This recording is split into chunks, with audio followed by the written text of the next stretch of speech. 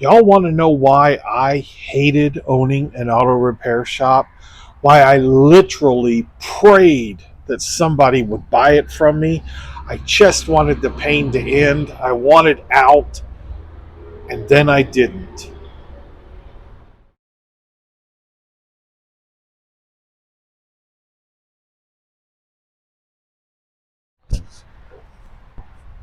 So maybe you saw a video I made about 9 months ago titled Why I Hate Owning an Auto Repair Shop. And at that time, honestly, I really did. I could not stand it. I had several gripes in the video. I kind of caught some flack from experienced shop owners and from people in general, I guess. You know, it's funny, YouTube, they love to see you whine or be unhappy or have a loss. People flock to that. So I had several. Some of the things I just couldn't stand about owning a shop at this time was that, you know, it was after COVID and we're still dealing with supply chain issues, waiting forever to get parts. The customers don't want to hear that kind of crap, but that was an issue. I was struggling pretty hard with my transmission builder at the time. He's an independent contractor. His quality had slumped a little bit. We were having a lot of issues where I was paying my installer, my mechanic at the shop, had to pull the transmission in and out. And in one case, we had to send the transmission to Chevrolet to be figured out. And yeah, it sucked. And I think the biggest thing for me was the loss of control, right? You know, I am not a mechanic, so I have to rely on a mechanic. I'm not a transmission builder, so I have to rely on a transmission builder. I can't directly control my supply chain, didn't have the cash flow to hoard a lot of parts. So I was a little bit a victim. But honestly, I will also say that over that, you know, year or two that I got beat down, I sort of developed maybe a victim mentality. Maybe it was a little bit my fault as well. So, in the 9 months or so that has gone on since I recorded that initial video here at the shop, you'll notice that I'm standing in the shop, which means I still own it. But we had hired a new tech right at the time I filmed that video because my other one had given his notice. He was moving on, and then we found out we weren't going to have a sale. So we hired a new tech. This was in November. I think we rolled through till about January, and you know, generally he makes over his guarantee. You know, probably by March, he'd asked if he could have a little bump on the guarantee just in case, because inevitably there are still times where he only hits his guarantee. Generally, he's exceeding his guarantee, so he's happy. And of course, if I'm billing more hours than his guarantee, that means I'm doing well as well. So we got him a little bit better wage, and he's pretty happy with that. Also, just recently, we kind of did a little bit of market analysis. My builder, whose quality has gone back up, he had some issues. He got them resolved. Is telling me that my labor rate was too low, so I did bump my labor rate only $10. He'd recommended like 20, but I just wasn't comfortable with that. So we bumped our labor rate by about $10 at the beginning or the middle, I guess, of August. We're right at the end of August now as I'm filming this. So we bumped a little bit on the labor rate. And, you know, we reevaluated our most common transmissions, the GM6L80 being the absolute most common, the 8L90, the 4L60.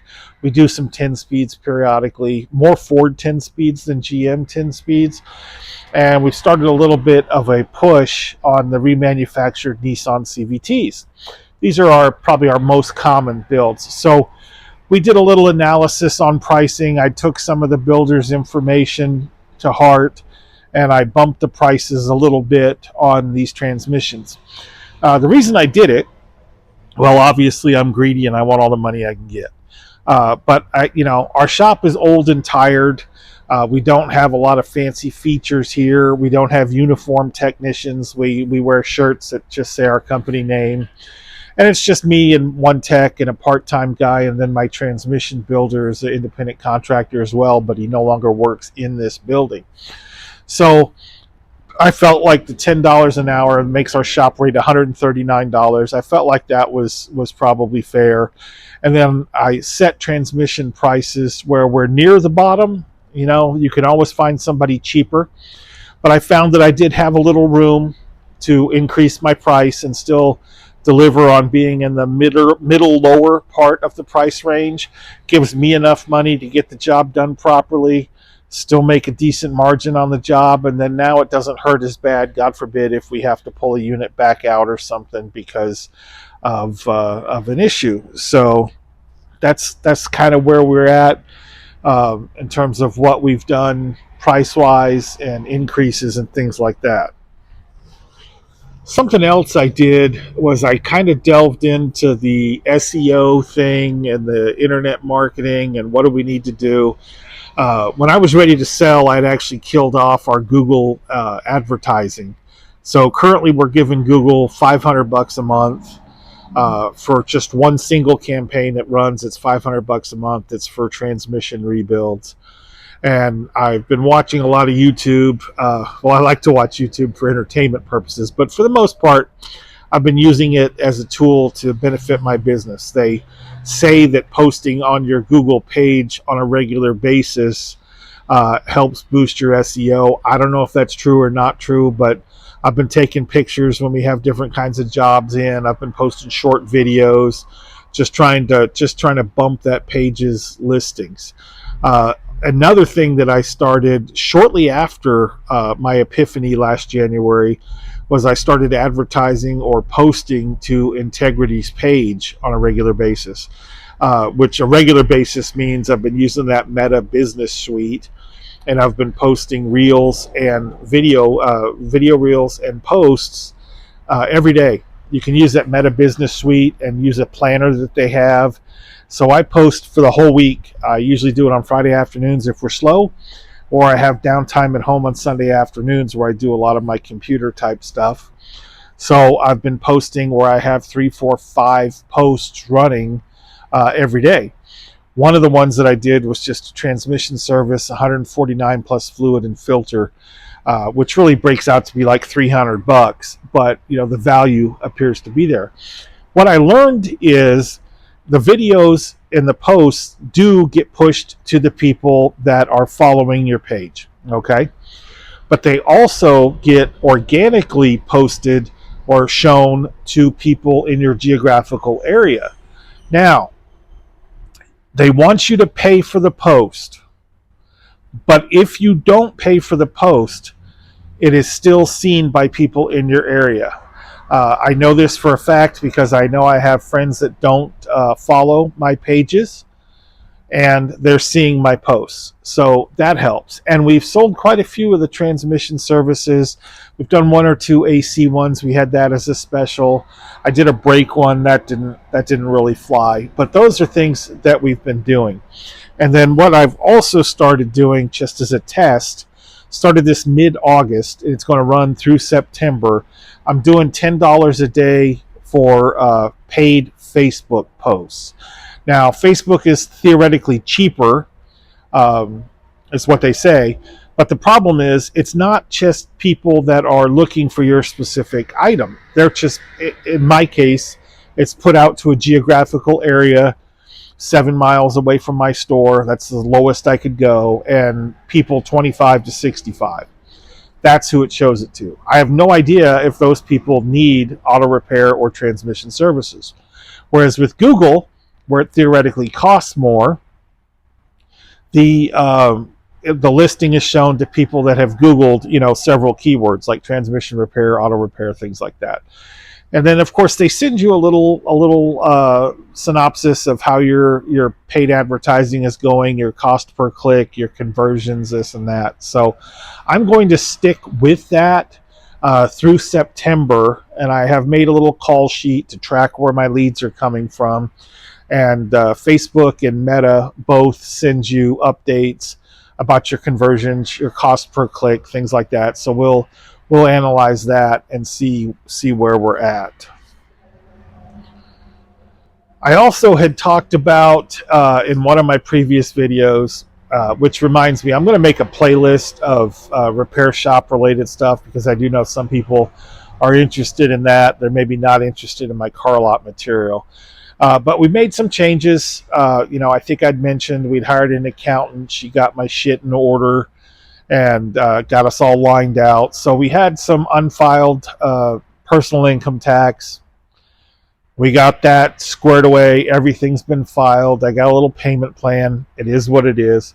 Got me online with the comptroller and the Secretary of State. So everybody that we owe money to, from me not being a conscious shop owner and doing what I need to do, they're all squared away. So that's great. My wife is much relieved.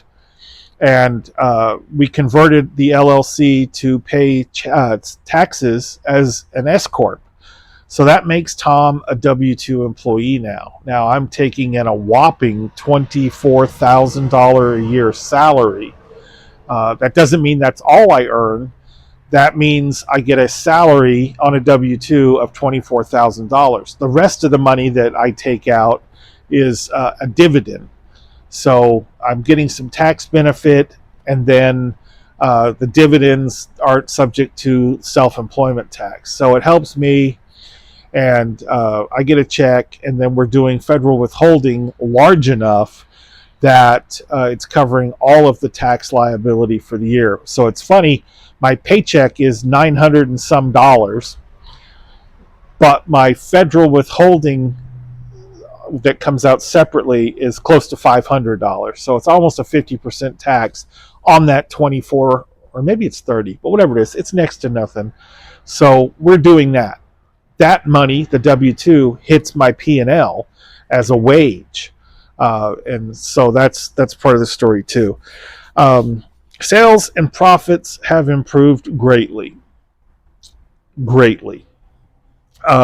I ran the numbers before I filmed the video. There's like 3 days left in August, I believe. Last year, I got to look at my numbers here. Last year, Integrity did $259,000 in gross sales, which was a decline from the year before and the year before. It is what it is. That was probably part of why I wanted to let it go. Also, I know that I had become disengaged and just didn't care. But anyway, the end of the year, we did $259,000 for 2024. Currently, with 3 or 4 days left, whatever it is, in August, we are at $229,000 for the year. So we've almost caught it. We're averaging 30,000-ish a month. So I would like to finish the year at $350,000. I don't know if we're going to make that. No, I'm retarded. Yeah, let's see. September, October, November, December. Yeah, 350. Gosh, look at me go. So that was the goal, was 350,000. I don't know that we're going to make it. We're going to push like hell to make it, and we're going to see. Now, where are we at for profit? Well, last year, I somehow managed to lose $21,000. Took my eye off the ball, didn't have a lot of work, had a lot of comebacks, paid a guarantee out to Jeff, who was a little bit more expensive than Josh. It is what it is. Where I'm at this year, I had to check my numbers. On Integrity's P&L, we have $35,000 in. So that's like a $50,000 swing to the good. What's interesting is that's $35,000 net profit right now. That includes my salary that is on a W-2. So that lowers my net profit because now I'm in a paid employee situation. So financials, I can't complain. I mean, don't get me wrong. I want to complain because I guess that's in my nature. But things have improved greatly. We're making money. The shop's bills are paid. I'm taking money home. My technician's happy. I got no real complaints there. All right. What can I do better? If you've watched this far into the video, feel free to leave me a comment down below. Tell me I'm a fat, bald bastard that shouldn't be owning a shop. If you've got a shop and you've had trouble or luck with advertising, I'd love to hear what you're doing. I've tried mailers at one point. That was useless. It really seems to all be online stuff now. Whether I put more money into my Google or see how Facebook shakes out, I'm interested to see what will happen there. That would be awesome. Where are we struggling? So one of the struggles that I've had is that the shop seems to say just busy enough that we have trouble getting to my car lot stuff. Um, I sell cars. I love selling cars. That's, if I had to pick only one business, that would be the business. And I generally have about 5 cars out front of the shop available for sale. Well, my goal is to get to 10. I own right now, let me just count: 1, 2, 3, 4, 5, 6. I own 11 cars. There are only 4 out front. No, there are 5 because the one I drove I didn't park out front. So 5 cars available for sale. I own 11. So I have to still figure out a system to get these car lot cars in and out quicker. The car lot is a customer of the shop. They get paid. The shop gets paid for doing the work on the car lot car. The only thing I do differently is I don't pay the shop's bill till I sell the car lot car. So the shop has to carry the car lot for 30 days or whatever it is till it sells. So that's something we got to work on. We were about to hire maybe a mobile mechanic to do car lot stuff. That kind of fizzled. We had a slow month in July for the shop. We dipped to 21,000, which concerned me. I thought August was going to be crap. It was heading in the same path. Then this last week it ticked up so that we're going to do probably 30 for August, which is more kind of in the norm where things get paid and there's a little bit of operating capital. Let me see what else I got on my list. Oh, yeah. So that's where we're at in terms of the shop and the car lot and so forth. I feel compelled to also mention the power of prayer. Now, I don't know if you're a Christian or not a Christian, or you're a Muslim, or you're a Hindu, or you're a Jewish, whatever. Most people pray in one form or another, and I am not the in church every Sunday, matter of fact, rarely in church Christian. I don't read my Bible every day like I should. I don't quote scripture, and I don't really go around telling the world about my beliefs. That being said, I prayed and prayed for, I bet you it was 6 months, 9 months, maybe even a year for this shop to sell. And when that guy canceled on me, and it was at the last minute, and I was crushed, I changed that prayer. I changed that prayer to, hey, if this isn't what's supposed to happen, I need you to show me. And I've told this part of the story several times. That was on a Saturday. I was down. I mean, down. My family had come over. I have grown adult children. They'd all come over just coincidentally for a family breakfast on Sunday. And on Sunday, I was pretty down. I told them, hey, my shop sale has gone bust. The guy's backed out. And I didn't feel great. I said, well, we're going to figure it out. And so that was Sunday. I woke up Monday morning. Bear in mind, my technician had given his notice, so we had 1 week with him left. He told me, I talked to him Saturday, he told me that he'll look around, see if he knows anybody hiring. So I woke up Monday morning. I can't explain it. My change of heart was so profound. That weight was lifted off my chest. It went from maybe I'll have a heart attack and die so I don't have to go to work to I'm going to work, we're fixing this MFer, and we're moving on. And I just had a completely different outlook. We found a technician, and my attitude improved. I still pray every day. I'm grateful that I have the shop. I'm appreciative. I share that with everybody.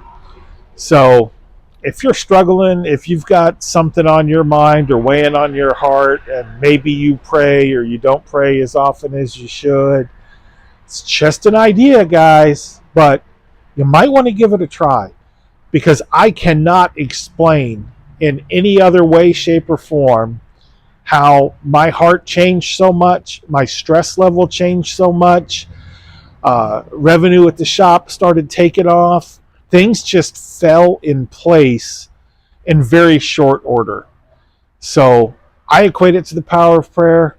I hope you've enjoyed this video. I'm going to link the video I made about hating the shop. I appreciate y'all watching. Everybody have a good day.